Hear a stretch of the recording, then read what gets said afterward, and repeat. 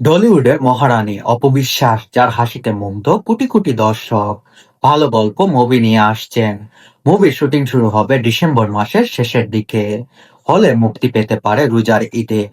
Movie দুর্বার, শুভকামনা রইল ঢলিউড কুইন অপবিশ্বাসের জন্য। এদিকে এক গ্রুপের ঘুম হারাম হয়ে গেছে।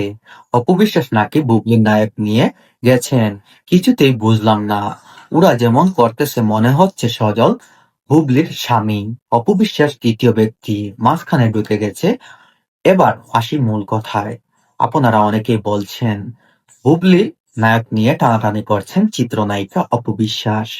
আপনারা একটা জিনিস খেয়াল করেন, ঢলিউড এমন একটা জায়গা সেখানে এক নায়ক অন্য নায়িকাদের সাথে সিনেমা করতে পারে। এক নায়ক যদি এক নায়িকাকে নিয়ে বসে থাকে তাহলে তার ক্যারিয়ার চলবে না। আপনারা একটা জিনিস খেয়াল করেন, শাকিব খান বিভিন্ন নায়িকাদের সাথে সিনেমা করছে, তাহলে কি বুবলি নায়ক নিয়ে টান দিছে অন্য নায়িকা, নাকি অপবিশ্বাসের নায়ক নিয়ে টান দিছে অনেক অন্য নায়িকা? এখানে মূল কথা হচ্ছে নায়ক যেহেতু সে একের পর এক সিনেমা করবে, তার কোনো নায়ক নায়িকার কোনো নির্দিষ্ট